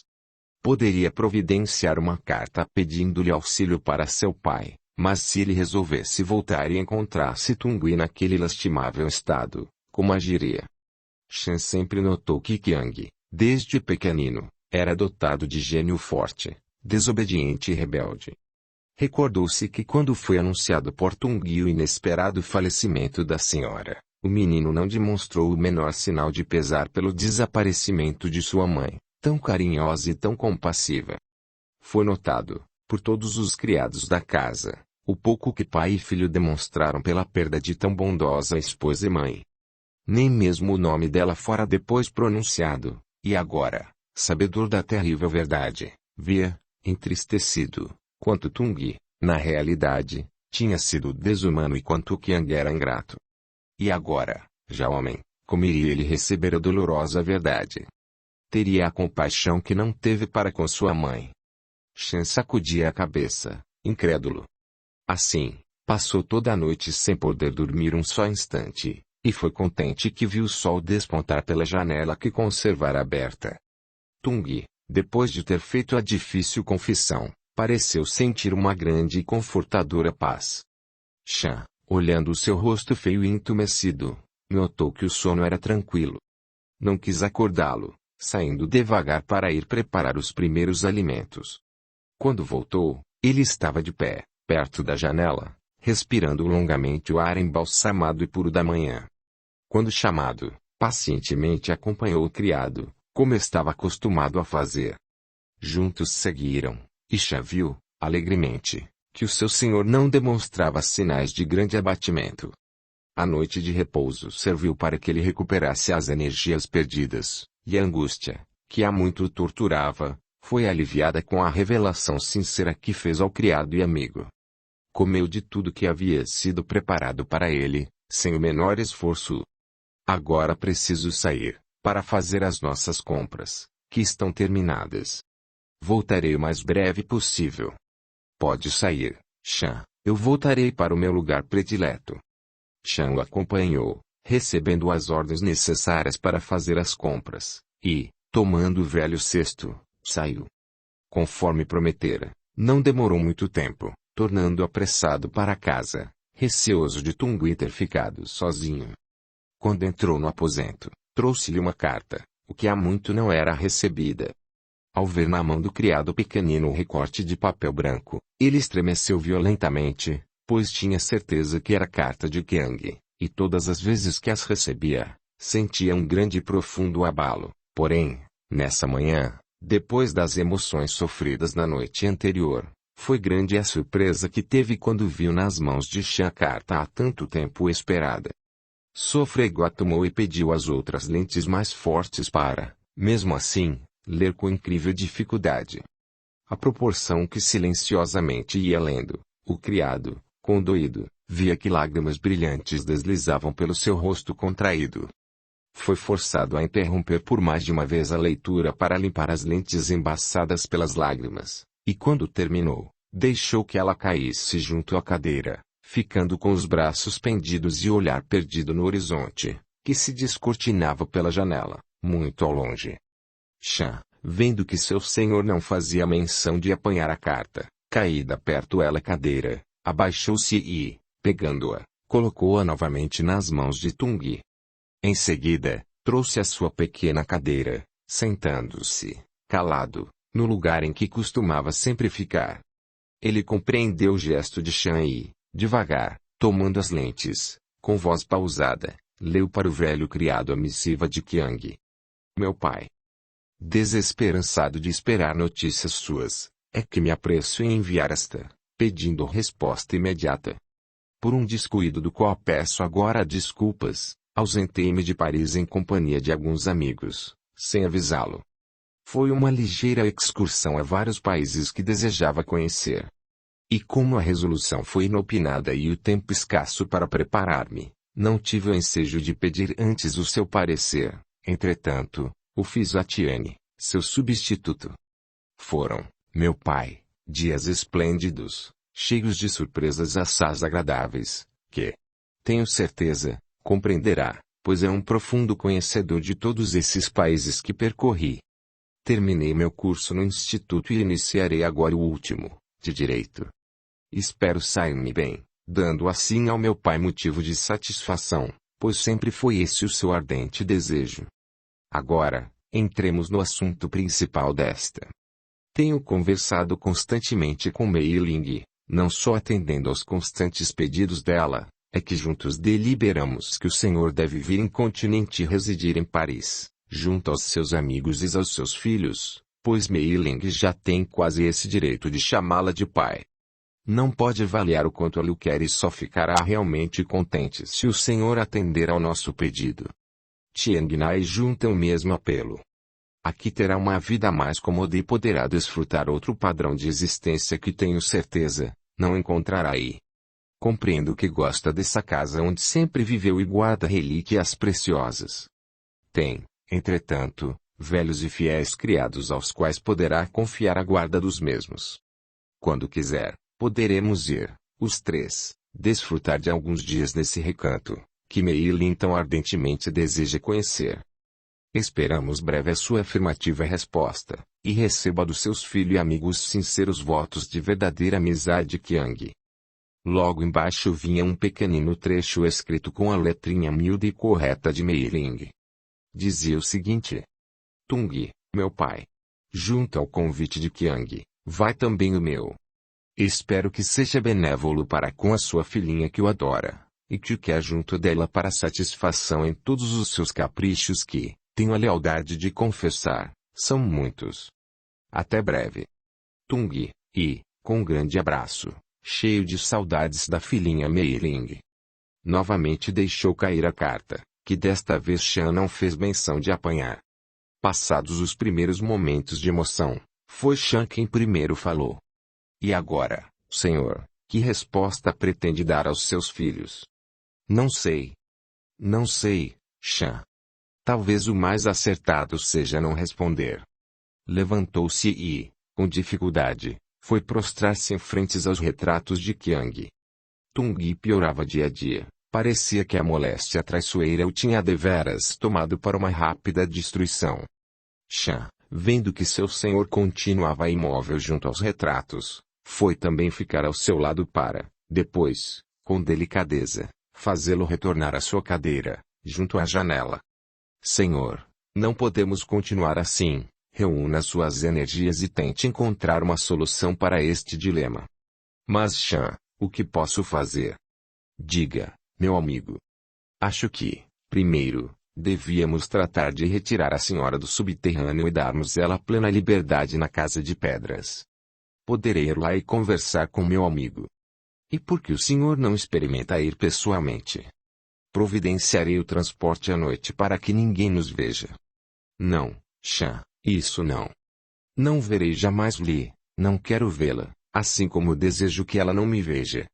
Mas estou de acordo que devemos imediatamente providenciar tudo para ela. Já disse, não sairei nunca desta casa. Não darei resposta imediata a Qiang, dando assim tempo para que eu possa, com mais cuidado, resolver como devo agir.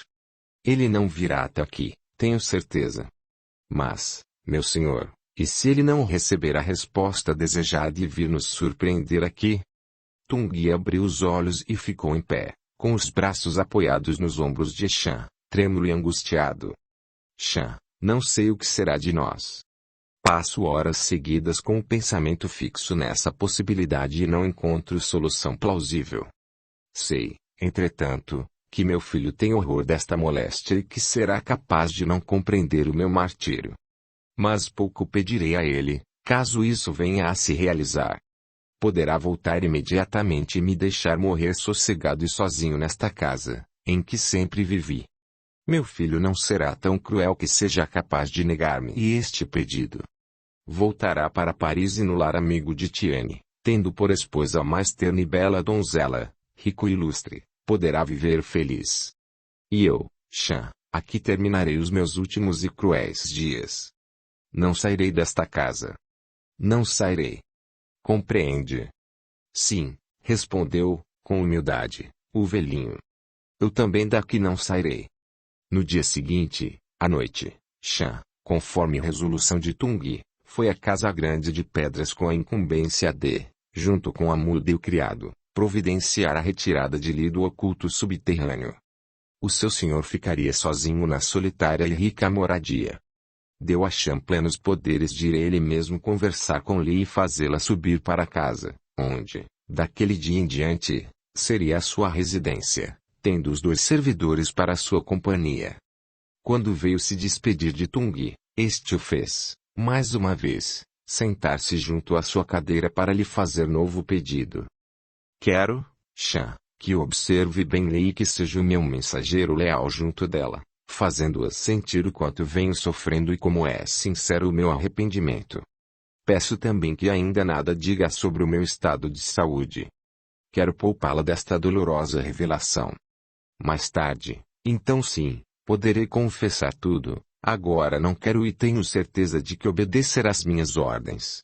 Pode ir, Chan. A noite, muito escura, mas agradável, Chan, guiando o pequeno carro puxado por um só animal, saiu veloz da cidade. Ao iniciar a estrada deserta, deixou que o animal fosse a passos vagarosos. Era muito larga a estrada, circundada de espessa vegetação, sendo que inúmeras árvores, nessa época do ano, estavam cobertas de agrestes e perfumosas flores. Ele que vivia, há tanto tempo, fechado no estreito recinto de uma casa, sentiu verdadeiro alívio quando sentiu o ar puro da noite. No seu cérebro cruzavam as mais confusas interrogações. Desde o instante em que Tungui leu a carta, não pôde mais deixar de sentir preocupações, pois conhecia quanto Qiang era dotado de rebeldia e temia pela sorte do seu querido senhor. Assim pensando, o que poderei fazer? Nada. Esperemos, portanto, agora o essencial é proteger a infeliz senhora e rodeá-la de todo o carinho, atenuando levemente a sua desventura. Depois de percorrer devagar todo o percurso, foi com um suspiro que divisou ao longe a casa de pedras. Ao chegar junto ao grande portão, prendeu o animal e ficou ainda alguns minutos parado como para refazer as suas energias. Preciso de coragem para poder enfrentar, com calma, a minha bondosa senhora, meditou. Parecia ao velho Chan que lhe ressuscitava. Há tantos anos que a julgava morta. Resoluto, deu sinal de alarme. Não demorou muito, o criado apareceu e, ao vê-lo teve certeza que algo de extraordinário ele vinha fazer. No vasto salão, Chan pôs o criado a par de sua missão, recebendo, de pronto, a seguinte resposta.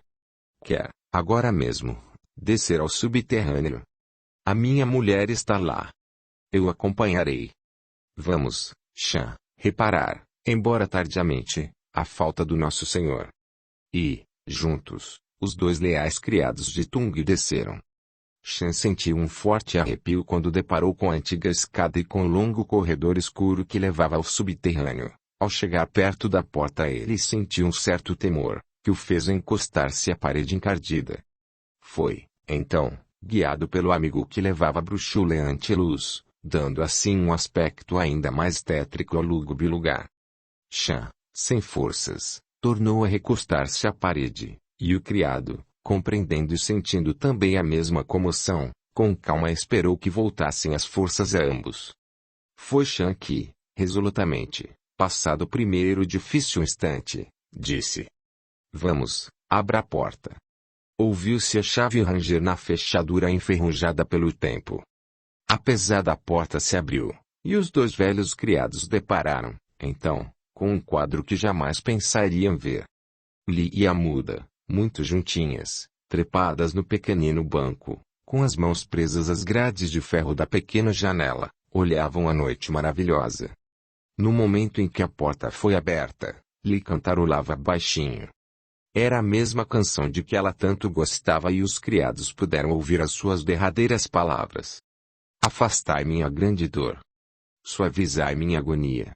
Li voltou-se assustada com o ranger surdo da fechadura e, atônita, deparou com Chan e o marido da sua amiga, que não via há muitos anos, encostados à porta. Vendo-lhe se voltar rapidamente, o mesmo fez sua companheira, que também ficou atordoada com o imprevisto. Foi tão tocante a surpresa que nem Li, nem os criados foram capazes, no momento, de pronunciar uma só palavra. Ela desceu calmamente do banquinho, o mesmo fazendo a muda. Os criados continuaram prostrados perto da porta. Vendo que eles nada diziam, com coragem, ela aproximou-se deles e comovida, perguntou: o que desejam aqui? Por que vêm perturbar a minha tranquilidade? Chan, então, chegou junto dela e, com voz entrecortada pelos soluços, mal pôde pronunciar algumas palavras. Senhora, será que não reconhece o seu humilde velho servidor? Li abriu muitos olhos, estampando no seu rosto todo o assombro que lhe causava ouvir outra voz além da sua própria. Há muitos anos que não conversava com quem quer que fosse, pois a sua única companheira era muda. Quando ouviu Chan falar perto dela, teve uma verdadeira emoção, difícil de ser explicada. E o velho criado, vendo o rosto assustado e amedrontado de Li, aproximou-se ainda mais, tentando, desse modo, demonstrar que vinha como amigo. A muda, temerosa de que eles praticassem qualquer violência com sua querida senhora, veio para perto dela, como se quisesse desse modo defendê-la. Chan tentou novamente dialogar com ela. Senhora, aqui vim a pedido de meu senhor que, arrependido de tudo quanto fez, quer, embora tardiamente, reparar o mal que lhe fez. Creia que o seu arrependimento é sincero.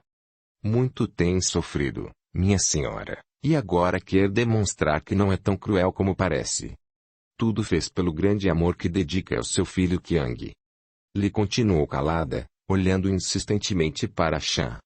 O silêncio tornou-se completo no pequeno aposento.